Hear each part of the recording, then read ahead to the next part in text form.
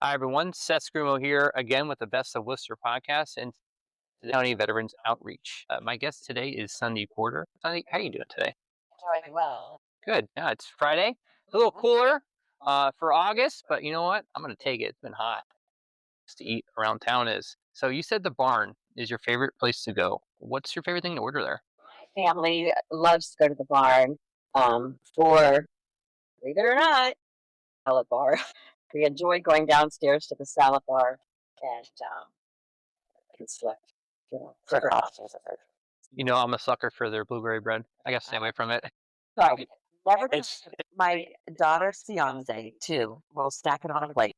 especially that peanut butter spread. It'll get you, man. Yeah. So when you're not working, where do people usually find you? I homebody. So usually they can find me at home or with family somewhere. You said that Top Gun is one of your favorite movies. What do you love most about it? I thought about that question, and I really think what I like most is the big picture that Top Gun paints. Of course, Maverick, back in my day, Tom Cruise was a hit, but it is the challenges they give to one another. Yet at the end of the day, after they've said what they've said, there is a deep camaraderie. The most recent Top Gun that they came out with, Maverick, the surprise was that Iceman was very ill, but those two had grown very, very close. And I see that very same thing in the veterans that I work with today. Yeah, myself being a veteran, I remember going through some schools, and there are some people you just don't click with, Right.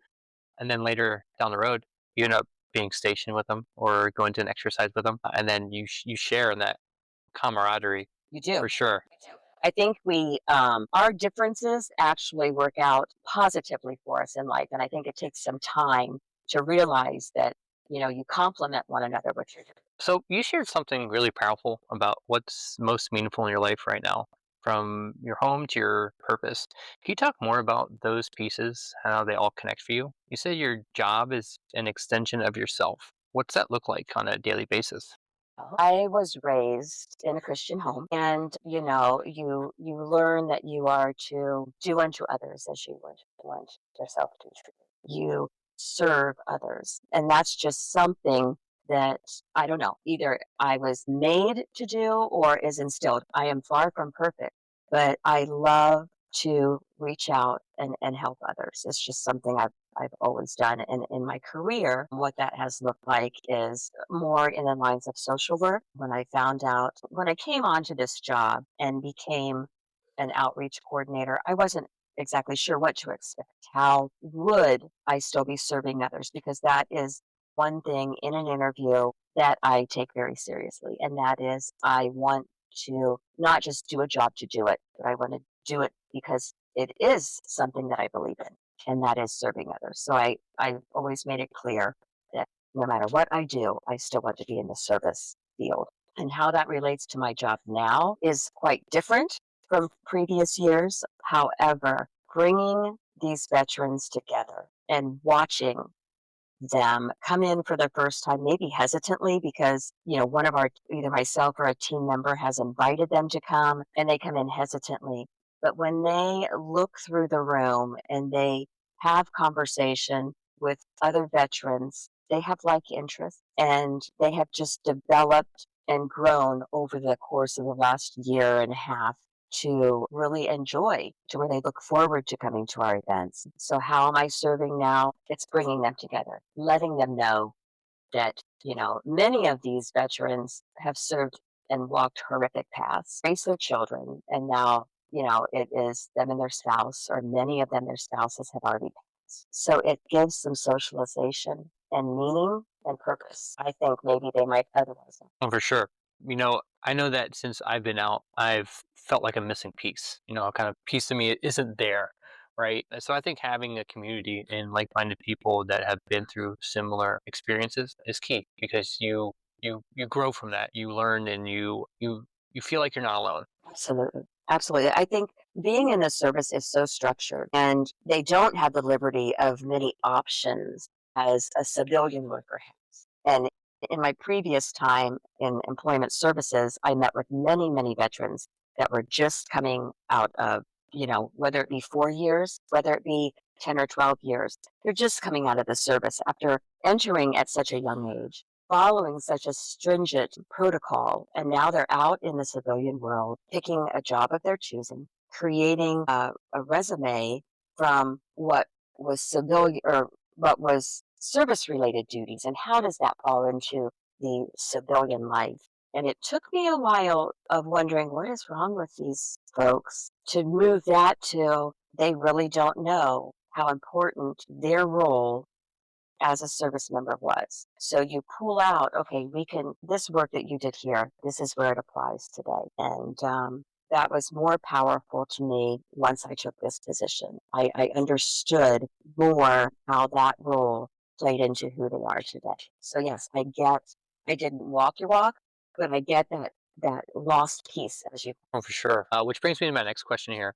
Can you explain your role as the community outreach coordinator? What's that involved, and why is it so much? Why does it matter so much in the community like ours? I think Wayne County is a very close knit and supportive community. Like you said earlier, we're very fortunate to have so many social service agencies and even companies that want to help our community. My role as outreach is to spread awareness um, and recognize, let our veterans know that their service has not been forgotten. Let the community know why recognizing our veterans is important, and also collaborating with many of those social service agencies and employers into helping spread awareness of who is the Veteran Service Commission and why are we here. And I've had many um, of our World War II and Vietnam veterans say, why now? I've lived all of this life. Why now are we being recognized? Ironically, the Veteran Service Commission has been around since Abraham Lincoln and has slowly evolved to where it is today. Very, very late. We should have been doing this all along. So that kind of, wraps up what I'm trying to do in our community is spread awareness while also recognizing a key point to this is I'm going to use our coffee crew as an example. Our coffee crew has grown over the past year and a half, almost 2 years in December. That was not my idea. That was my director's idea. And they had two breakfasts. I think I came in on the second or third breakfast, and we had 39 people there. I remember it vividly. I was able to get to each one of them, introduce myself, talk to them a little bit. As of today, we have had to move because of growth, and we hold those at the Greystone. But to watch them talk and communicate, and you see changes. We have, since that time, I can think of a handful of veterans whose health has drastically and physically changed since I came in December. And although it's very heartbreaking, it's important because we can keep our finger on the pulse of how are our veterans doing in the community. These folks were coming to our breakfast, enjoying their time, not saying they had anything wrong with them, but it was visibly noticeable that something was wrong.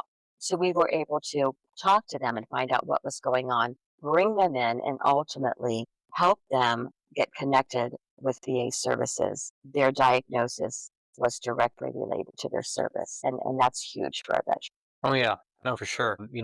Especially as veterans. I can't speak for everyone, but I know that sometimes we're told to suck it up, buttercup. Kind of that mindset, right? Absolutely. So it's hard for us to kind of let down our walls and be a little bit vulnerable. So curious, what made you say inspired to say yes to this position, especially when you were told you could make it how you wanted? I like to I coordinated for years and done employment services like I previously discussed, but I've learned that I enjoy creating something from the beginning rather than coming in and taking what somebody else has created and then tweaking it as I am a creative person. I guess that's just something I like to do, and being able to build this program into what it should be. To me, it allows for you to grow it in different directions while also correcting what you see doesn't work. And that's just something I enjoy. For sure. We know what they say is best time to plant a tree was 20 years ago. The next best time is right now. Right, So the seeds that you plant now, they can definitely grow into something great. right, absolutely. So now you're often said that you're the genie in the bottle for your director. Yeah. What's been your favorite wish that you've helped bring to life? So that's kind of my joke to him that I'm his genie in a bottle. But he did specifically tell me some things he wanted to see happen when I came on, and I remember writing them down, and I thought to myself, I can do this. So our first event, our big event, Set the Coffee Crew, that is just a monthly get together for everybody. But the first recognition event that I planned was the Vietnam veteran event, and I wasn't sure what to expect. I did see a lot of resistance with some of the veterans that I encountered. Not unfriendly resistance, quiet, very reserved. And it took a lot of convincing, which I had some training in my background to speak positively to people and to bring them to you. And so we had what I thought then was a super group in attendance. And I did thank each and every Vietnam veteran that stepped out of their comfort zone to come to the Vietnam event. That was what I've learned about the Vietnam War is heartbreaking. And to ask a veteran to revisit some of that pain, that's a big ask. I didn't realize it at that time. They all returned again this year and brought more. Our 159 our first year turned into 250 plus this year. Smiles, appreciation. They are humble. The fact that we can bring them in and they feel that appreciation, genuine, versus when they came home and nobody talked about it, and you didn't wear your service uniform because you didn't want people to know that you were coming home from the service. Yeah, I can imagine that was very emotional to come and talk, and then, but the seeds that were planted before. I mean, there's a reason why they brought some battle buddies with them. So So that was one of his requests is recognize each period of conflict. That was our beginning. Since then we have held two Vietnam recognitions. We are right now preparing our second World War II recognition, and we recently just wrapped up our first Korean conflict or recognition, which we were able to bring the Korean consulate to award those Korean veterans with an Ambassador of Peace medal. I can remember when I told Jeff that I had done this, he looked at me kind of surprised, and I thought he would probably tell me it's never going to happen, but he said that would be really cool if that happens. So not only seeing it in the veterans' eyes that we are recognizing, but in our director's eyes, who is also a retired veteran of the Navy, you can see similar appreciations in his eyes, and he enjoys seeing the smiles on the faces just as much as I do. now you've worked hard to deeply understand the people that have served. What were some early moments where you knew you were starting to get it? I don't know if I've ever truly gotten it. I'm a feelings type of person. So when I was doing the Vietnam event for the first time, I thought to myself, in order to, I am not a veteran. I have a family of veterans, but I myself am not a veteran. So I have never walked that walk. And being a daughter of a Vietnam veteran, I didn't know a whole lot about my dad's service, nor any of my uncles. My grandfather was a Marine, and he talked more about his service. He served very proudly, and yet still, I didn't really know what being in the service consisted of until I was planning this Vietnam veteran event. So, what I thought was important to me was truly knowing, what purpose were they serving for and how was it? So I did watch a lot of documentaries and a couple movies. I kind of Googled what are the most realistic movies, and that gave me a real understanding of what they may have gone through, as well as talking to many of them, some of those medics that were in the field, some of those boots in ground, down the rabbit hole, getting shot, having a Band-Aid put on you and being sent right back out. I don't know that I'm as strong as they are. I don't know that I could. So I think that gives you a true an understanding of what they may have. Yeah, no, definitely. I think that those moments like that, they impact them the rest of their lives. So speaking of moments, was there a moment or story from a veteran that really stuck with you? Gosh, I have several favorites. I have, I'm starting a wall of my veterans right here, and the one with the boat, veterans right in that boat during World War II, mortar falling on him, So having them retell their stories in a manner not of fear, but it's more of an action. It's like they bring the story to life. Storming the beaches, I know that was a lot. I hear that a lot from our World War II veterans. I didn't know what storming the beaches was. You know, you pull a boat up to a pier or a dock. They didn't have docks back then. So they, explaining how they would, speed up to pull up on as they anchored down, and that's what pulled them back off of while mortar was falling. Or they cleared the beaches so that they could come onto the beaches. And then clearing the beaches, the enemy would scatter and go away, and they only had moments before they were coming back. So hearing some of those stories, it kind of almost makes you get chills. You feel like you were there. Oh yeah, there's power in storytelling, Absolutely. and these are all facts, not made up, right? Right. And so yeah, hearing something from a veteran versus watching a movie, I mean, it's just right there. Right. I think it helps paint the Yeah, for picture sure. for you. Yeah, for sure. Now you mentioned that you started with a blank canvas. What were your first initial brushstrokes, and what did those early days look like? Not a history buff in high school. I was not a government buff. So I had a lot of learning to do. I made my grades by studying for a test, passing that test, and then forgetting about it. So when I came on here, like I said earlier, it is important to know, it's really important to know history of where we came from. I have a much stronger appreciation for that now. Some of the first things I did when I came in here, literally empty slate. I didn't even have a desk. So I, short of picking my furniture out, I started looking for, what are the important dates? Who am I working with? So I learned the timeline of our period of conflicts, learned what were the conflicts and what was the goal of each conflict and did we succeed? Then learning the different conflict results and outcomes, talking with these veterans and really getting to know them. Part of doing outreach is meeting them where they are currently at. And a lot of times that means going to their home and just sitting down and having a cup of coffee with them and listening to them and getting to know who are they and where have they come since they've been out of the service. These veterans have lived successful lives and they've given back to their community, and many are still giving back to their community today. So that's kind of how I started painting the canvas picture, did some sculpting in high school. And like I said, I like to take something that's um, a ball of clay and turn it into something. So this has been a true pleasure for me to bring the program where it is. We have a long way to go and we will continue to stumble. I call us the toddlers right now because I'm still learning and we'll continue to learn through our veterans' eyes and words. Oh, for sure. There's a couple programs that you guys currently run, the Coffee Crew and the Full Battle Rattle newsletter.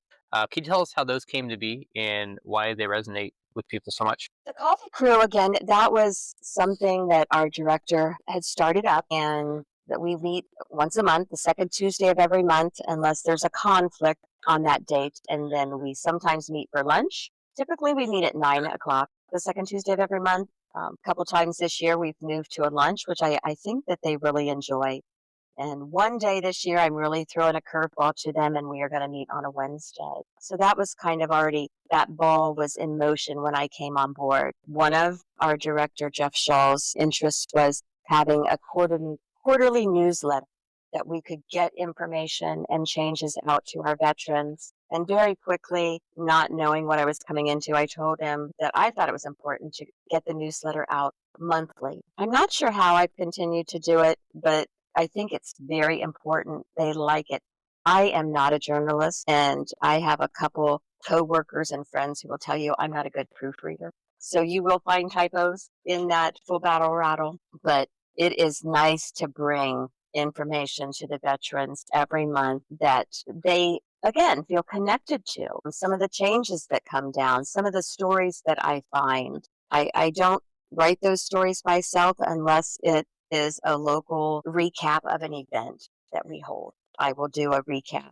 But yes, I'm definitely not a journalist. Why I think it's important is really because they like it, they enjoy it, and they look forward to receiving.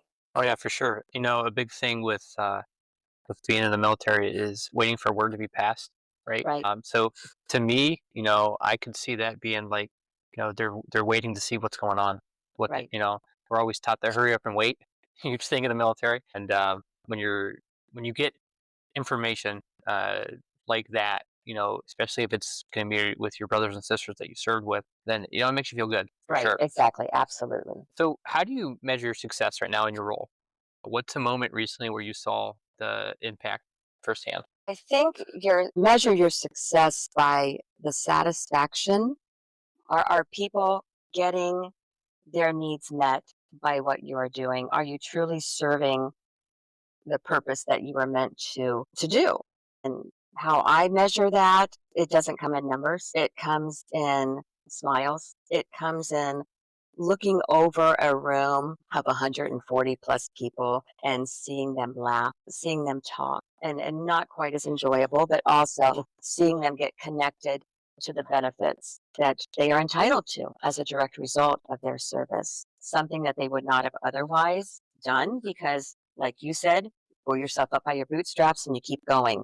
You don't ask for help, you do it yourself. You keep climb that mountain and you don't quit, you don't give up. So all of those things to me is a good way of measuring success. People not saying who is Veteran Service Commission and what exactly do they do, to people saying, hey, I've heard about you.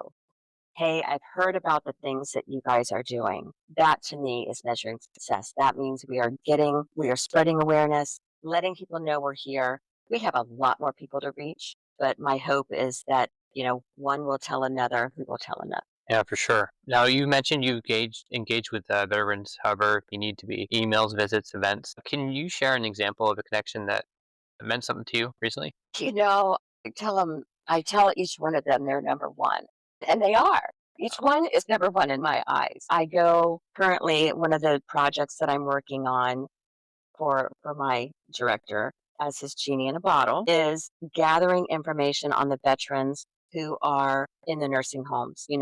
Individuals at an older age are put into a nursing home when it's too much for the family to continue. Yet we don't think about what is going on in their mind. We don't want them to feel like I've been stuck here to die.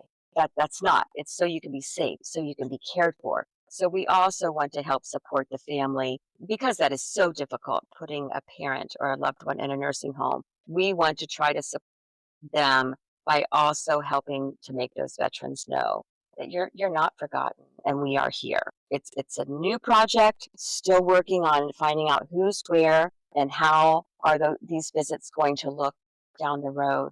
But that's one of the things that we are currently doing. And as I go to the nursing homes, I may be driving by a veteran's home, and it is not unknown that I will stop. If I haven't seen a veteran come to a coffee breakfast in a while that's normally there, I will stop at their house and say, hey, are you okay? Hey, how's it going? If I know that a veteran has just made a big move or there's been something going on and I'm out and out doing, I think that's just part of our works is to stop and let them know we're concerned and we're here. Well, yeah, it's good to have someone checking on you. So, where do you see this program and yourself 5 years from now? Let's say we had a crystal ball and we could see what the future looks like. I think that as long as we continue to spread the awareness and grow, my outreach responsibilities may become less, but the recognition events and how we serve and help our veterans will be more. To me, that's a plus. You're putting your efforts more on the veteran rather than out in the community because the community already knows who you are and what you do. They're going to know what to expect and when to expect it from the Veteran Service Commission. I believe we're kind of going to be doing the same events each year, whether it be, suicide awareness, whether it be Vietnam, Korea, World War II.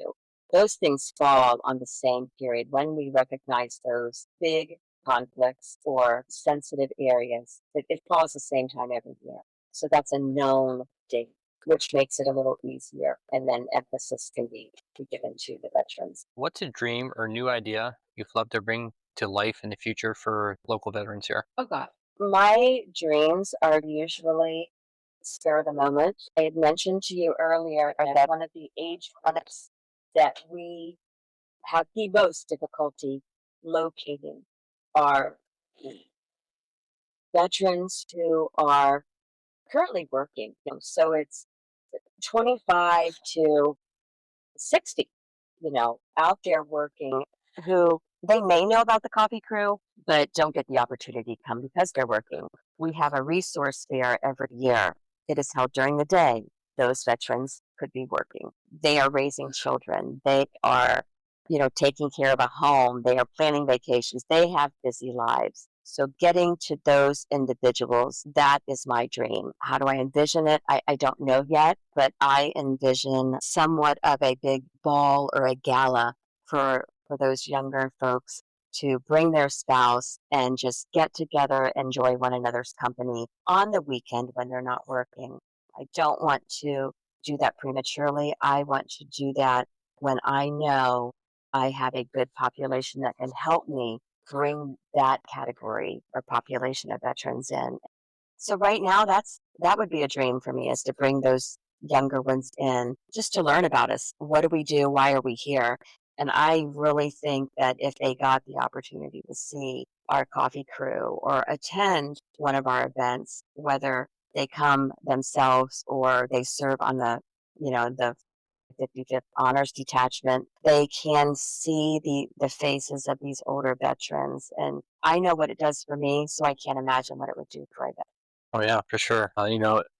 Again, like kind of like what I touched out before, I know that since I've been out of the service, like I feel like a part of me is missing, like a puzzle piece, if you will, right? And so having that camaraderie and those people that have been through something similar to you, even if it's a different branch, not everyone can be a Marine. I know that exactly. Yeah, If you weren't up against, either whether it's a, what do they call them, cran eaters. jarhead. I mean, you Yeah, guys can be cruel. that's right. Okay, it's almost like a family member talking bad about a family Yeah. member. You're allowed to do that, but somebody else does it, and you're going to be the first one to stand. That's what I was getting into is, it's funny that like we all have these, banter back and forth, but we have someone that makes fun of or talks ill of another veteran and it's go time. I've seen that. Absolutely, I agree. So what advice would you give to someone listening who wants to do meaningful community work like you're doing? It's all over. This type of work is out there, and it's rewarding if that's something that you like to do. So I think doors open when they're meant to be, and yeah, just search for it and really know why you want to do it. Now you said don't be afraid to trip. What keeps you going when things get hard? I like to work in chaos, but it just gives me drive. It feels good when the chaos is over. I know after this Korean recognition that we held on the 29th, the next day I came back to my desk and I sat down and I know I have stuff to do. I've got a resource fair to plan, and I've got the World War II event to plan, and I've got stuff that's due to Alanovus newspaper. But for a minute, it wasn't so chaotic, and I had to think, what am I going to do first? So just reprioritizing. I was, for so many years, I learned that, there's not many mistakes you can make that we can't correct. And I also learned that you have to put things into perspective. None of us were made perfect, and we are going to tripped. I'm thankful for a forgiving audience that knows that it comes from my heart. And even though it may not come out perfect, it comes from my heart. And they are forgiving of my little mistake. Yeah, for sure. There's something about chaos and organizing that chaos, and then the satisfaction of when the chaos is over. That just it's a weird feeling. It's like crazy in the moment, but once it's over, it's like, wow, I can't believe I survived that, and we did that. Absolutely. It's a happy feeling. And it's not really a boastful feeling. It's Mm, happy yeah, that you made so many people. people smile. Yep. Absolutely. Now you've credited your director Jeff and the veterans who show up and support your mission. Would you like to say anything directly to them here? I don't know that I can do that without crying. I've had many people cry on this show. I should, one, thank them. Thank them for their service and thank them for sharing their difficult times as well as their good times. And if there's anything they would like to see or have a need, I would like them to let us know so that we can continue to build that program. Is there anything else that you want our listeners to know about our veteran community here in Wayne County? Know of veterans in the community, I would like you to help us spread the word. Are they connected with our office? Do we know who they are so that we can continue to build the population of veterans that we can have our finger on the pulse and just make sure that they are recognized and any service related needs they may have are met. Thank you so much for being on the show today. If anyone needs additional contact information, welcome to reach out to myself, Seth Screamo at 330-221-1547. Have a great day. Bye.